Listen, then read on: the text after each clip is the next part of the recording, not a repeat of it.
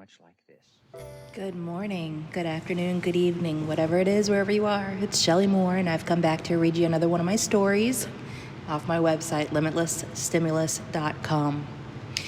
So my website is full of stories that I just kind of write on a whim. Most of them have ended up being horror themed because, as I've discussed in other audiobooks here, I was trying to think of a genre that I could write this time around to really draw people in. So I was thinking, what are my friends and family like? And everybody loves scary movies for the most part, or horror, so I decided to kind of try that out, and here we are. So this particular story, however, it isn't as horror-ish. It's got a couple of horror elements thrown in there because I do want to keep my theme here cohesive, but it's a little bit more. I don't really know. I don't really know how to classify this, if I'm being totally honest with you. I don't know what genre to put this in. But it does have horror elements that sneak in and pop in just to keep it, just to give it a little bit of cohesion, just enough to make it work. So this story I actually wrote yesterday. And I wanted to go ahead and record the audiobook while it's still fresh on my mind, as soon as possible, because I had such a great time writing this story. I know that sounds stupid cheesy, but I got so into it. I mean, I actually found myself for the first time in my life with tears in my eyes as the words are being formed in my head and coming out of my fingers onto my keyboard. And I was like, okay, you know what? Either it's that time of the month or or I'm doing something different and I like it and it works and it's making me emotional. So maybe it'll have the same effect on my readers/listeners. So I wanted to go ahead and pump this bad boy out while it's still fresh on my mind. So the name of the story is Maischa and Alexander, and it's written by myself, Shelly Moore, for limitlessstimulus.com. We are but egotistical, bipedal ants scuttling atop this planet's ravaged surface, destroying the land and the seas in our wake. We are insignificant. Something on your mind? He asked. I'm dying, she replied before he'd finished. Aren't we all? I don't want to die so far removed from love. I've seen hell. Let me taste heaven. I want to leave this body while love still has me at its mercy. I want my soul to be freed from its diseased burden prison by love's universal key. I want to become blissful, ignorant, foolish woman who's turned her nose to the norm and raised her glass to nonconformity.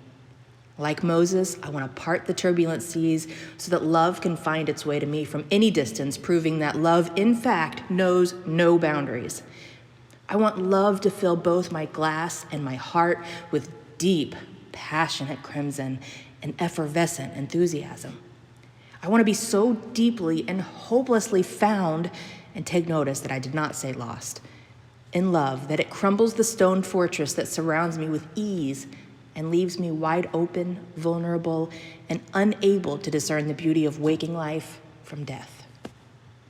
He picked a lint ball from his sweatshirt and contemplated whether he'd be home in time for the game. As she drove, she replayed the conversation in her mind repeatedly, reprimanding herself for speaking her mind. At 41, she had lived long enough to know that when people ask you to share what's really on your mind, they typically don't want to hear her answers. People want to hear something that will benefit themselves, either sexually or financially, and anything else was not only a bore, but also usually function as a severing point in the relationship, whether it be personal or professional. Excuse me. Bottom line was, she knew better, damn it, but she shared openly anyway. She shared because she hoped that one day, God willing, she would meet someone who would drink her words like wine made from precious, hand-picked grapes from within the Garden of Eden, and hunger for more of the delicious depth her mind had to offer. She shared because she hoped one day she'd meet someone who not only understood her thoughts, but appreciated them too. With 7.8 billion humans on this planet, she didn't think she was asking too much just to find one measly soul to truly connect with. The snowflakes that fell were every bit as wide as the palm of a child's hand, and were illuminated by her headlights as they flew past the windshield, making the dark highway feel as if she were in hyperspace, traveling at the speed of light. All 6 lanes, 3 northbound and 3 southbound, were snow-covered and slick, But she drove 6 miles over the speed limit anyway, putting far too much trust in her little car's all-wheel drive. "Do you have a death wish?" she said out loud in a mocking tone. "Yeah, maybe I do, Jonathan. Maybe I do have a death wish, because unlike most anything else in my life, my soul is the only thing I truly own, so I can do whatever the hell I want with it." She rolled down all 4 windows and opened her sunroof, letting the crisp winter air rush in. Her hair flew wildly, smacking her in the cheeks and eyes and tickling her nose as she reached to turn on the radio and turn the volume button until Rage Against the Machine's Killing in the Name played so loudly the entire state of Vermont might have heard. Her phone rang right around the 8th, "Fuck you, I won't do what you tell me," and she quickly rolled up her windows, closed the sunroof, and answered. "I'm almost there," she said, instead of the tried-and-true traditional hello. "For the love of God, Maggie, you're 20 minutes late. Everyone's waiting," her sister replied. "You interrupted the best part of the song," Maggie said, "and I guarantee no one's waiting. Are you close? I didn't even want to come to this stupid thing in the first place, you know." "Neither did I. Put your big girl pants on and suck it up, asshole," Janie said. "I did put on my big girl pants, my gray ones with the rainbow hearts on the ass," Maggie said. "Tell me you aren't wearing sweatpants, Maggie." "Well, I could, but I'd be lying." "I hate you. Get here before I eat all the appetizers. Mom made her famous cheese ball with the chopped nuts and far too much hot sauce. Billy and I already crushed half of it." "Step away from the cheese ball. Save some for me, for Christ's sake. It's the only reason I'm coming," Maggie said. "Well, you better hurry then." "Putting my Nissan into hyperspace overdrive," Maggie said. "You're such a fucking nerd." "I love you too. Hanging up now. See you in 5, and there better be some cheese ball left, or I'm turning these sweet-ass sweatpants around and walking right back out that door." A snowplow approached in the opposing lane with its high beams on, temporarily blinding Maggie. She dropped her phone to the floorboards, and although she only had slightly swerved to the right, it was enough for 2 of her tires to catch black ice and send her car spinning, crossing over 2 lanes of empty highway and crashing into a snow-covered guardrail on the right shoulder. Maggie let out a forceful exhale once the car had come to rest, realizing she had been holding in her breath in panic-stricken horror. She counted her lucky stars and said a silent prayer, thanking whoever was listening for 0 traffic and what appeared to be minimal damage to her ride. She turned the key in the ignition in an attempt to push aside the near-death experience she just faced, but the engine wouldn't turn over. She tried again, and then twice more with no luck. She turned on her hazard lights, then fumbled clumsily for her dropped cell phone. It had apparently slid under her seat as the car spun out of control and subsequently became wedged between the center console and her seat in such a way that it was just out of her reach. The snow continued to fall steadily, and the highway beside her had lost its defining features. Flashing yellow lights from an approaching snowplow lit up the surrounding trees and reflected off the freshly fallen snow as it passed. Excuse me. She reached down in a second attempt to retrieve her phone with the same result. Her hands began to shake, and without warning, she was overcome by emotion. Shock, she explained to herself, and adrenaline were to blame. She closed her eyes to resist the overwhelming urge to cry and rested her forehead on her steering wheel. "Hello, my sweet," a man's voice said from behind her. Startled, she screamed a head-splitting scream as she fumbled recklessly in a feeble attempt to get away from the stranger sitting in the back of her vehicle. "Margaret, please relax. I'm not a murderer," he explained nonchalantly. Maggie hit the unlock button frantically, but the door wouldn't open. "Enough of this now. Relax, dear friend," the man said, and as he did, an unexpected blanket of calm fell upon Maggie's shoulders. Her breathing slowed significantly, and her rapid heartbeat followed its lead. She stared at this well-dressed man sitting in the back seat of her Nissan Juke, but no longer felt terror, only curiosity, curiously enough. "Who are you?" she asked, as if she had just met a friend at a cocktail party. "Alexander, my darling, but you already knew that, didn't you?" he said with a smile. "It's possible you didn't, I suppose, given the whole birth mind wipe thing happened this time around, but it was only a handful of human years ago, wasn't it?" "I'm 3 months shy of 42, she replied, the confusion apparent in her words. "Yes, I know. Well, then 42-ish years ago, we wiped that slate of yours clean, but you don't remember that, do you? I can see that now. Not to worry, Margaret. I'm an old friend. You and I go way back. But we don't have time for formalities, so let's get to it, shall we? He said. His smile was so warm and lovely. His presence was so strangely comforting. She couldn't explain it, but she felt it in the very marrow of her bones. Get to what? She asked, finally turning in her seat to face him instead of watching him through the rearview mirror. Oh, hello, darling. You really are quite beautiful this go-round, aren't you? As he spoke, his dark eyes brightened. They sparkled as if he were a cartoon character as the words left his lips. So here's the deal. You've crashed your beloved little vehicle, my love. Unfortunately, you've actually been quite hurt in the ordeal, but not to worry. Everything will work out as it's meant to. Maggie looked herself up and down. She felt fine. She looked fine. So she said, I'm fine. I don't have a scratch on me. Well, that's not truly the case, my dear, but we'll cross that bridge when we get to it. Let's discuss your life, shall we? This is what we call an exit ramp. No, not out there on the roadway. I'm speaking directly to this situation we're experiencing in this moment. You've come to a point in your life where you desperately desire more, correct? I'm quite happy with my life, she replied. Alexander tilted his chin to his chest and pursed his lips. We both know you're lying, Margaret. No need for that here. I can hear your mind just as easily as I hear your spoken words, so let's try not to fool one another, okay? She nodded hesitantly. You are surrounded by the love of your nieces and nephews, your sister, your parents, and your friends, but you desire a deeper, more romantic connection, correct? He asked. Correct, but how did you... Think of me as your subconscious, darling. I'm not. Rest assured, if I were, you'd be having the time of your life and not working 3 jobs to afford a 2-bedroom house for yourself and your 4 dogs. I love my dogs, she said defensively.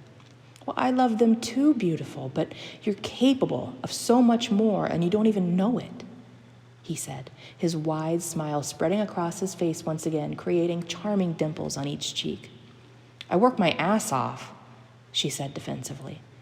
Yes, I know, my love, but you're giving away your energy to all the wrong people.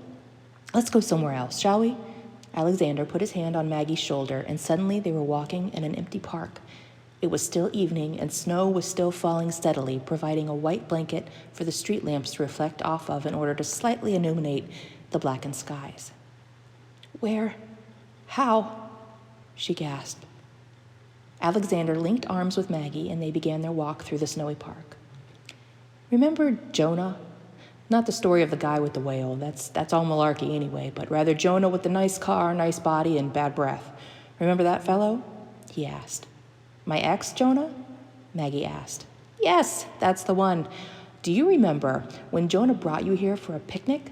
Of course, it was summer, so there was far less snow, and it was definitely more populated, but I digress. Do you remember the picnic, darling? Yes, but God, that had to have been at least 10 years ago, she said. 11 years and 2 months, actually. Jonah had a beautiful, rather largely studded ring hidden in the carrot cake for you, but I'll bet you didn't know that. I had no idea, she said. No, I know, darling, because you took a phone call halfway through your turkey sandwich that changed the course of things, he explained. It was my sister. She was calling to tell me Mom was in the hospital. She'd fallen down the basement stairs and broken her clavicle, she remembered. Yes, exactly. Now, don't get mad, but I'm the one that pushed her down the stairs, Alexander said, very matter-of-factly. Maggie stopped walking and stared at Alexander with daggers shooting from her eyes into his.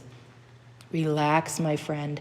Let me explain, he said, and the unexpected blanket of calm fell upon Maggie's shoulders again, and her anger dissipated as quickly as it had appeared. I was only following orders. I had to cause a chain of events to transpire in order to facilitate the call that would interrupt your lunch engagement, or rather non-engagement, I suppose, he said. If it makes you feel any better, I not only pushed her down the stairs, but I also broke her fall. I didn't want to hurt the poor dear. The doctor said she should have been much worse off given the angle and the height of her fall, Maggie said. Precisely, and you're welcome, he smiled. But getting back to the point, I saved you from a failed marriage with Captain Halitosis, and again, you are welcome, but I did it on direct orders. It wasn't part of your plan. I don't believe in fate. I believe in free will, Maggie said defiantly. That's all well and good, my love, and you have the freedom to believe in whatever it is you choose to believe in, because belief is just that. Belief. It isn't fact. Beliefs are able to mold and sway in one direction or another, whereas facts are set in stone, and the fact is, well, I'm here to provide an opportunity for yet another course correction, my dear. Alexander stopped walking and put his hands atop Maggie's shoulders, looking deeply into her eyes, as if to say without words that what he was about to tell her was deeply, deeply important. Right now, northern Vermont is experiencing an incredible snowstorm. Over the next 4 hours, this area alone will receive 46 inches of snowfall. Unfortunately, your beloved little car will go unseen, as most people are safely nestled within their warm homes right now and not out on the roadways. In this moment, as a matter of fact, the snow has already covered most of your car. The battery is dying, and your headlights are fading. By tomorrow morning, your car will be totally buried underneath snow, and you, having been rendered unconscious due to slamming your head against your window during the wreck, will be barely hanging on to life by the teensiest, tiniest, he motioned with his fingers, frayed and desperately weakened thread. I'm so sorry, Margaret. Maggie felt tears welling in the corners of her eyes. I'm fine. I don't understand. I'm fine. She looked herself up and down once again and even spun around with her arms outstretched to display her seemingly unharmed body. Alexander pulled her into a hug. No, unfortunately, my love, you are not fine, he said as he held her. But that's why I'm here. As if his body were an energy source, she felt waves of calm transfer from his body into her own. They resumed their walk, arm in arm. You have a choice, my love. What sort of choice? She asked hesitantly. Are you the devil? Do I have to sell my soul to live or something?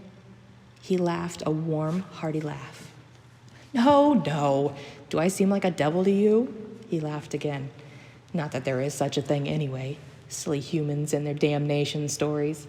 No, I told you, I'm an old friend.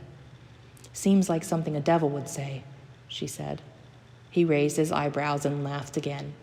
Oh, how I've missed your wit, Margaret. I'd really love if you chose to come back home with me, but this isn't about me. This is about you, my witty friend. Your choices are simple. You can choose to embrace death. This can be the point in which you check out of this human life and come back home for a review and a reunion before getting back to work, or you can choose to stay. If you choose to stay, however, you will wake up with no memory of this conversation. In fact, you will wake up with no memory at all. Amnesia. That's the price you're paying for this conversation. I am sorry, my darling, but that's just how things are. For the next decade, you will not only forget this conversation and the wreck that led to it, but you'll also forget your friends' faces, your family's names, and every bit of who you have been for the last 4 decades. The look on Maggie's face was enough to tell Alexander he needed to pause and let her breathe before continuing. I'll forget everything? She asked. Yes, my dear, everything. You'll remember how to walk, talk, eat, piss, and shit, but you'll lose all memory of yourself and everyone you hold dear. Well, that doesn't sound like much of a choice. I'll gladly take death. Life isn't exactly grand for me anyway, she said. Well, now, not so fast. I'm not finished, darling. Maggie raised an eyebrow and stared at the handsome man's lips, waiting for the rest to be presented to her. Captain Halitosis, by the way, or Jonah rather, is currently in prison for the rape and murder of 2 young boys. You're welcome. Maggie stopped walking and gasped audibly. No way. Yes way. He was bad news, my dear old friend. Alexander to the rescue, if you will. Thank you, Maggie said, almost, but not quite as a question. Again, you are most welcome, but that's not where my loyalty to you ends, my dear. Let's talk about Jared, my dear. Oh, Jared. Jared was a nice guy, Maggie defended. Jared was a nice guy, Margaret. You aren't entirely incorrect there. Jared was a nice guy who had a certain affinity for shiny things, did he not? He asked. Well, I suppose he did, but he was a lawyer. He made plenty of money to be able to afford a lavish lifestyle, so I always kind of took the stance of, well, good for him. He works hard so he can play hard. Alexander chuckled a bit, then patted Maggie's hands with his own. Oh, my love. He was a devious liar and a scandalous womanizer. During the 3 years you two were an item, he had well over 36 different lovers, mostly female, but dear Jared did not discriminate. Man, woman, or somewhere in between, as long as they could satisfy him sexually, he cared nothing for their substance or about what they had to offer the world. Maggie wanted to cry due to sheer humiliation, but waves of comfort continued to emanate from Alexander as they walked arm in arm. I broke up with him because I had a feeling he wasn't entirely faithful, but I had no idea, she said. I whispered into your ear at night while you slept. I gave you those feelings, Margaret. You deserve better, Alexander said. Thank you again, I suppose, she said. Just the tip of the iceberg, my love, but we don't have enough time to go over all the times I've saved your ass. He winked playfully at her, then took her hand. He led her to a wooden park bench where he used his hands to wipe the snow from the seat for her. She took a seat and sat beside her, and he sat beside her, crossing one leg over the other. Getting back to the point, he continued. Amnesia, as I've said, is what doctors have labeled this memory loss we provide when desperate times call for desperate measures. You will lose it all memory, until eventually a man will come into your life who will help pluck memories from their hidden lockboxes. This man is not a doctor nor a family member, but I will have bestowed upon him the key to unlocking your memory, and along the journey he will unlock your heart. Sounds like a Hallmark movie, Maggie said. There's that lovely wit again, my dear, he laughed. Oh, Margaret, there is just no one on this earth like you. Not now, anyway. You are a gem. He looked away, and the smile faded from his face as he returned to the topic of conversation. Am I really dying? Maggie asked, eyes wide. Yes, my dear, you are. Right now, your body is slowly releasing its need to shiver in order to keep warm. That is one of the final stages of hypothermia. You are freezing to death, my love. Well, not you, really. Your body is the one dying. You, of course, are here with me. I know, it's all a bit confusing right now, but it'll all come flooding back to you if you just come home with me. I think I'm still failing to see the upside to the whole living or not choice thing, Maggie said. I'll forget everything and everyone, including this conversation, but I'll get to fall in love? Screw that. Take me home. Let's go. Maggie stood and brushed the snow from her pants. Margaret, if you only knew how deeply it would please me to take you home with me right this very moment. He stared into her eyes as if there was something he wanted to tell her, but couldn't. Then let's go. I'm not putting up a fight. Screw this life. It's dreadfully mundane and boring as hell, she said. Alexander patted the bench beside him, motioning for her to once again take a seat beside him. She did. When you were 3, and living in that small cabin by Lake Harvey with your mom while your parents were going through their separation, you had an imaginary friend named Xander. Remember? He asked with a softness in his voice. The look on her face was answer enough. It was you, she remembered. He nodded. It was. Your mother took an entire bottle of sleeping medication one night. She wanted out too. I came down to bring her back, and I stayed for you. I really don't understand, Alexander. Why can't I remember you the way you seem to remember me? She asked.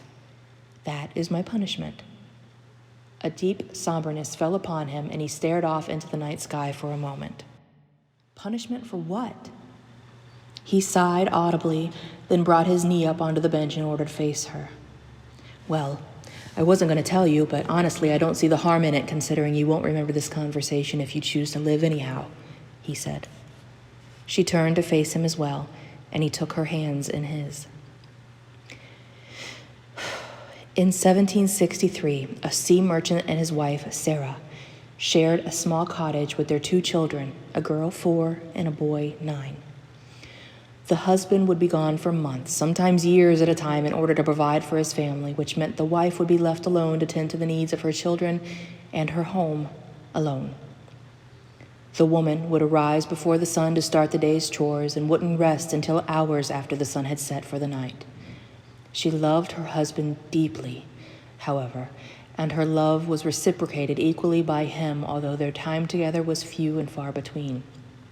Their son took on far too much responsibility for a boy of his age, but felt it was his duty to be the man of the house in his father's absence. The girl, even at 4, would help her mother cook and clean, but the boy was taking side jobs from locals in order to surprise his mother with loaves of fresh bread and fresh herbs. He worked the docks, scrubbing and cleaning merchants' ships for a coin here and there. It was dangerous work that a boy of 9 shouldn't be doing. He stared off again into the dark skies, and Maggie swore she saw tears welling in his eyes. One cold winter day, a deckhand, not from their own country, tricked the boy into doing his work so that he could visit the local pub. Later that night, the young boy's naked, badly beaten body was found floating near the shoreline. He paused to collect himself. The mother, Sarah, was devastated. Her body was frail from too much work and not enough sustenance, and a few days later she died of a broken heart, but her body would unfortunately go undiscovered for weeks. The young daughter, my sweet, sweet Maischa, starved to death. Her body was found curled up in her mother's arms. A tear fell from Alexander's face to his lap. "You're Maischa," you said. "You're the father?" Maggie asked with tears in her own eyes. Alexander wiped his eyes, then looked deeply into hers. "Yes, I was her father in that lifetime," he replied. "And you, my dear, sweet Margaret, were my daughter." Maggie couldn't hold the tears back any longer. They fell freely, hot and heavy, down her cheeks and onto her clothing. I took my own life upon returning and discovering the bodies. It was far too much for me to bear, so I ran a dagger through my heart. The guilt for having been away was overwhelming. My punishment, if you want to call it that, is to watch over you in this lifetime, and I take my responsibility very, very seriously, my sweet Maischa. Maggie wept and embraced Alexander in a tight hug. She kissed his cheeks and wiped his tears away with her hands. "How on earth do you expect me to choose to live and forget all of this after you've told me? How could I do that to you? Take me home, Alexander. Let's go. Let's go so that I can remember with you and we can be together again," she pleaded. "My sweet, sweet love, don't you see? You were cheated out of a life when I was your father. I want you to live. It is my greatest wish to see you live and to fall in love. I want you to experience all of the sweetness life has to offer because it was unfairly robbed from you in your previous lifetime. Yes, I want you to come home with me right now so that we can be together again, but I have time. We have time. It would be selfish and absolutely unfair to rob you of the joy and fulfillment I've seen coming your way should you choose to live out the rest of your life. I will see you again soon, my daughter. Either way, but unfortunately, time's a-tickin', as they say, and you need to make your choice now." He held her hands in his own and brought them to his lips to kiss them. Margaret did not take this decision lightly. She bit her bottom lip and she considered her options, and after a silent moment or two, she faced him again. "You've chosen," he said. "I have," she replied. She brought his hands to her lips this time and kissed them gently, lovingly. "So be it." He smiled, then brought her head to his chest for a warm embrace.